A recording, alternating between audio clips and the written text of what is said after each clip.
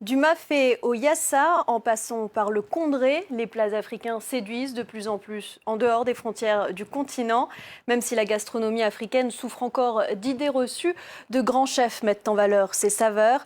L'une d'entre eux est avec nous sur ce plateau, Anto Kokagne, alias le chef Anto. Bonjour. Bonjour Valériane.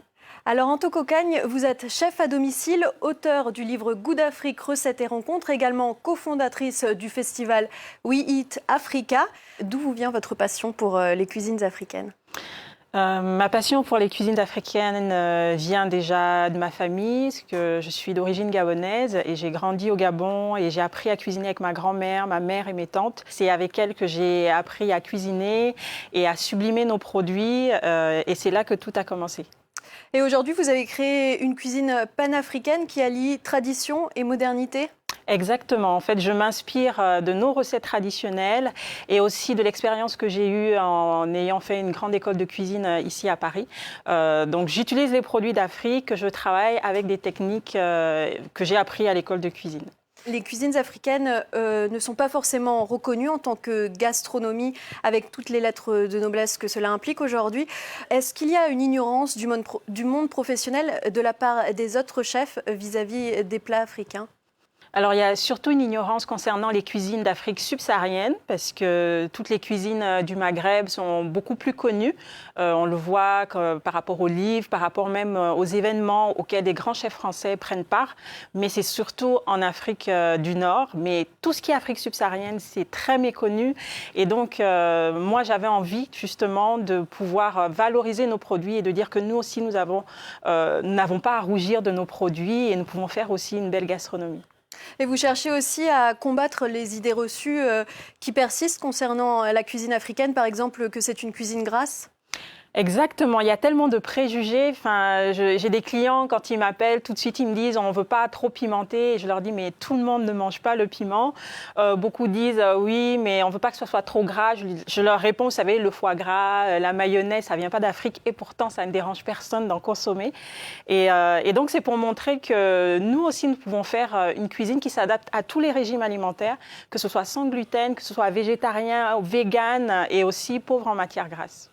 Alors, dans votre livre qui vient de sortir, Goût d'Afrique, recettes et rencontres, vous présentez vos recettes phares. Comment vous y prenez-vous pour revisiter la cuisine traditionnelle et mettre en avant les ingrédients locaux ?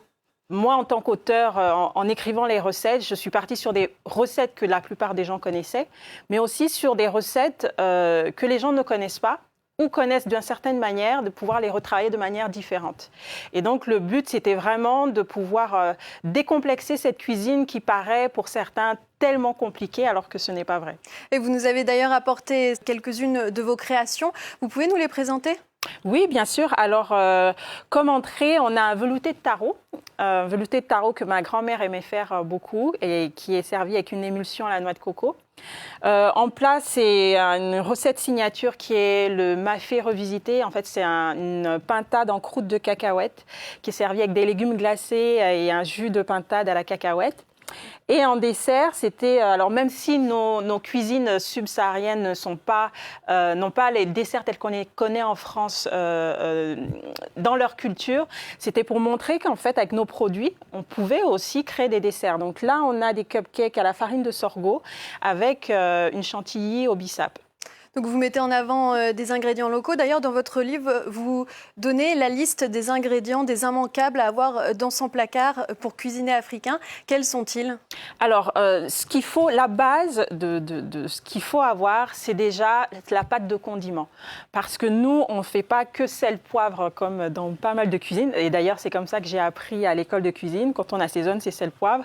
Ce qui, pour moi, était un non-sens. Donc, c'est la pâte de condiment qu'on appelle nokos au Sénégal. Donc, c'est vraiment cette purée qui est faite à base d'ail, qui est faite à base de piment doux, qui est faite à base de différents légumes, d'herbes, et après qu'on va agrémenter en fonction des épices qu'on a et qui va nous permettre d'assaisonner tous nos plats. Vous proposez aussi des rencontres dans ce livre, des portraits de personnalités qui nous parlent de leurs expériences culinaires et de leurs souvenirs liés à des plats typiques. Exactement. Alors, cette idée des rencontres vient d'Aline Princet, qui est la photographe culinaire, et c'est elle qui a fait d'ailleurs toutes les interviews. C'était vraiment de prendre des personnes de la diaspora qui vivent en France et de montrer leur rapport à la cuisine.